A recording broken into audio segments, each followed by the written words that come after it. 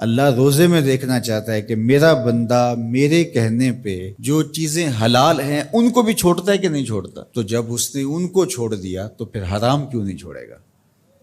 اور جس نے روزے میں حرام بھی نہیں چھوڑا، غیبت بھی نہیں چھوڑی، جھوٹ بھی نہیں چھوڑا، لوگوں کو اذیت دینا بھی نہیں چھوڑا، تلخ رویے بھی ترک نہیں کیے، گالی گلوچ سب و شتم کا مزاج بھی ترک نہیں کیا، لوگوں سے رشوت لینا اور لوگوں کو اذیت دینا بھی ترک نہیں کیا، تو پھر وہ بھوک کاٹ رہا ہے. وہ اللہ کے حکم کی تعمیل نہیں کر رہا ہے، وہ تو کہہ رہا ہے کہ میں تمہارا امتحان لینا چاہتا ہوں، تم حلال بھی چھوڑو گے اور یہ حرام بھی چھوڑنے کے لیے تیار نہیں ہے. تو پھر روزہ ہی نہیں. ہم ہر سال مشق کرتے ہیں، ماہ سیام گزر جاتا ہے، پھر جہاں کھڑے ہوتے ہیں وہیں کھڑے ہوتے ہیں، جبکہ روزہ تو 1 مہینے کی ٹریننگ ہے. 1 مہینے کی ٹریننگ کے بعد ہمارے عیب جھڑ جانے چاہیے، ہمارے گناہ دھل جانے چاہیے، ہمارے اندر کو تقوی کے نور سے مالا مال ہو جانا چاہیے. لیکن ہم نے مشق کی نہیں، ہم کام چور رہے. تو پھر نتیجہ کیا ہوا کہ جہاں کھڑے تھے وہیں رہے. تو روزے کا مقصد اتقاء کو پیدا کرنا ہے، اور ہر وہ کام جو اللہ کی ناراضگی کا ذریعہ ہے اس کو ترک کرنے کا نام تقویٰ ہے.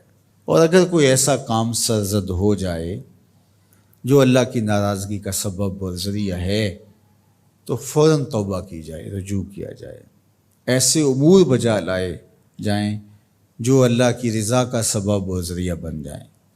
حضور نے ارشاد فرمایا، حضرت معاذ بن جبل رضی اللہ تعالی عنہ سے مروی ہے، اتق اللہ حیث ما کنت، تو جہاں بھی رہے اللہ سے ڈرتا رہے.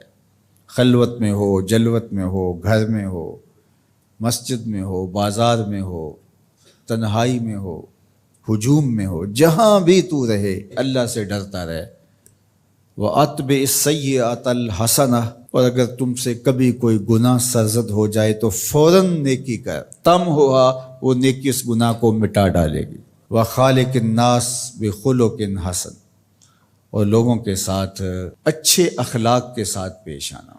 تو نیکی کرنے کے بعد، تقوی اختیار کرنے کے بعد، تیسری بات حضور نے جو ارشاد فرمائی، حضور سے بڑا حکیم کون ہو سکتا ہے؟ میرے ماں باپ حضور پہ قربان. یہ ہوتا ہے، تھوڑی نیکیاں کر کے لوگ پھول جاتے ہیں، تھوڑی سی پرہیزگاری اختیار کر لی تو سمجھے کہ ہمارے جیسا زمانے میں کوئی نہیں ہے. کوئی کارنامہ سر انجام دے دیا، کوئی کام ہو گیا تمہارے ہاتھ سے تو تم لوگوں کے ساتھ بدتمیزی کرنے لگ جاؤ. تو یہ تو ہمارا دین نہیں کہتا. تو فرمایا اتق اللہ حیث ما کنت، جہاں بھی رہے ایک تو اللہ سے ڈرتا رہنا، اور دوسری بات ارشاد فرمائی اتبع السیئۃ الحسنہ، جب تم کوئی برائی کر بیٹھو تو اس کے فوری بعد تم نیکی کرو، تم ہوا وہ مٹا دے گی اس کو. لکھتے لکھتے دھبا لگ جائے تو اس کو ریموو کر دیتے ہیں نا. زندگی میں چلتے چلتے گناہ سرزد ہو جائے تو نیکی سے اس کو ریموو کر دو، تم ہوا مٹا ڈالے گی اس کو. اور پھر تیسری بات فرمائی وَخَالِقِ النَّاسِ بِخُلُقٍ حَسَنٍ، لوگوں سے رویہ اچھا رکھنا، لوگوں کے ساتھ حسن سلوک سے پیش آنا، بدتمیزی کی زندگی نہ گزارنا.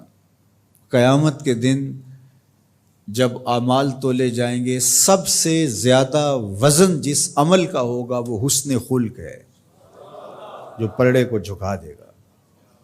تو کبھی اپنے رویوں کو کھردرا نہ ہونے دینا. تو ہمارے رب نے ہمیں تقوی اختیار کرنے کا حکم عطا کیا، اور رمضان المبارک موسم ہے تقوی کے حصول کا. زندگی ثمر بار ہوتی ہے اور تقوی کا پھل لگتا ہے. روزہ تقوی کی نشأت کا ذریعہ ہے، روزہ پیدا کرتا ہے اتقاء. لعلکم تتقون اس پہ شاہد عادل ہے. تو اس لیے مجھے اور آپ کو جائزہ لینا پڑے گا کہ ان دنوں کے اندر ہمارے اندر کوئی تقوی پیدا ہوا ہے یا نہیں ہوا. میں اپنا جائزہ لوں اور آپ اپنا اپنے اندر ہی جائزہ لیں. ہم نے بھوک کاٹی ہے، پیاس گوارا کی ہے، رات تراویح بھی پڑھتے ہیں، تو کیا کوئی فرق پڑا؟ کوئی اتقاء کا نور نصیب ہوا؟ اگر نصیب ہوا ہے تو پھر مزید کوشش کیجئے بقیہ دنوں میں مزید نور نصیب ہو اور اتقاء کے اجالے حقیقت میں ہم پالیں. اور اگر وہیں کے وہیں کھڑے ہوئے ہیں، کوئی فرق نہیں سوائے بھوک اور پیاس کاٹنے کی، اور یہ ذہنی تاثر کہ ہم روزہ رکھ رہے ہیں، اس کے علاوہ میں کوئی فرق نہیں ہے، ہمارے باطن میں کوئی تبدیلی نہیں آ رہی، تو پھر ہمیں دیکھنا پڑے گا پیچھے مڑ کے کہ ہمارے روزے